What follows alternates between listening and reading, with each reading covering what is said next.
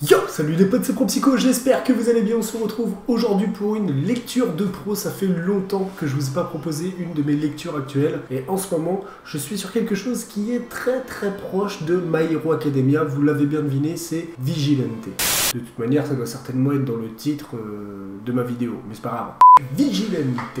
C'est quoi? Bah Vigilante, c'est tout simplement une version illégale de My Hero Academia, tout simplement. Donc en gros, c'est le même univers que My Hero Academia, ça se passe un petit peu avant les événements que l'on voit dans My Hero Academia, et ça concerne en fait un jeune homme nommé Koichi, qui est à la fac, en cours et tout, qui travaille, qui a également un alter, mais qui fait partie de ceux qui ont un alter pas travaillé, on va dire ça comme ça. Ce que je veux dire par là, c'est que Koichi, en fait, justement, aime les super-héros, et également fan de All Might. En plus d'être fan d'All Might comme les Izuku dans My Hero Academia, bah c'est qu'on a justement la version de quelqu'un qui n'a pas été à l'école des héros et qui a également une vision de la justice. Mais en plus de ça, il y a aussi Knuckle, qui est du coup le sensei de Koichi, un peu comme le All Might de Izuku, un espèce de héros, si vous voulez, mais qui n'a pas d'alter, et qui pourtant possède une force extraordinaire, possède vraiment des atouts pour lui, il défonce des mecs qui ont des alters et tout, alors que pourtant, il n'a pas d'alter.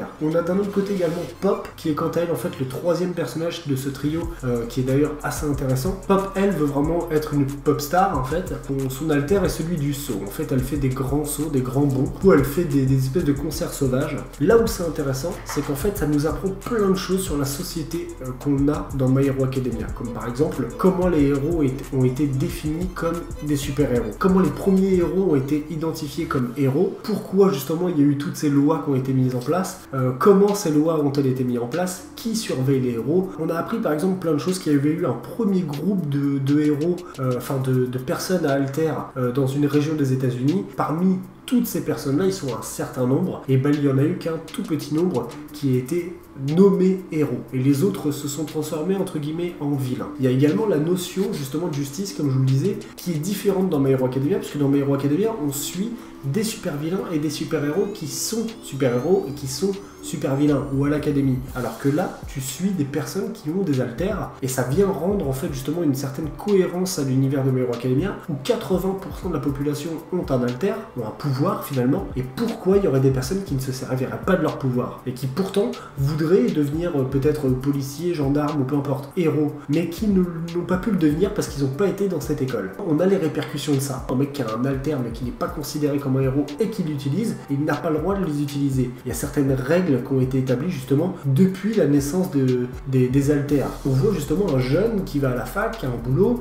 qui a toujours aimé aider les gens, qui a toujours voulu devenir héros finalement. Par quelque chose qui lui est arrivé, on apprend qu'il n'a pas pu se présenter au concours pour rentrer à UA. On voit la détermination d'un garçon qui veut aider les gens et qui, quand il voit quelqu'un en danger, veut intervenir, mais légalement parlant, il n'a pas le droit. Donc c'est vraiment une version illégale de My Hero Academia. Plein de petites choses comme ça, on apprend à découvrir de nouveaux personnages, et on apprend à découvrir des personnages que l'on connaissait déjà, comme par exemple Ingenium, ou comme par exemple Aizawa. Par exemple, comment Aizawa s'est retrouvé à devenir justement professeur à UA. Vous voyez, il y a vraiment plein de choses. Le thème vilain principal de Vigilante, des personnes aux alters qui se retrouvent avec une espèce de langue noire, et qui du coup pètent les plombs dans les rues, et du coup utilisent leurs alters à fond alors qu'ils n'ont pas le droit de les utiliser. Tout le monde sait qu'ils n'ont pas le droit, mais du coup ça développe chez les gens une espèce de haine qui grossit, ils commencent à péter les plombs, et derrière le fameux trio de Koichi, Pop et Knuckle interviennent justement quand il y a ça, ils sont sur cette enquête. Sauf que pendant ce temps-là, il y a déjà des héros qui sont sur cette enquête, qui arrivent sur cette enquête, qui commencent à vraiment s'interroger par rapport à ça. On a les flics, on a une relation également comme ça d'un flic qui surveille, qui en même temps admire ce qu'ils font, puis en même temps qui fait part de sa vision. En gros, il les admire, mais ils n'ont pas le droit de le faire. On est vraiment dans le thème de My Hero Academia, la justice, les héros, la naissance des héros, pourquoi ils sont héros, etc. etc.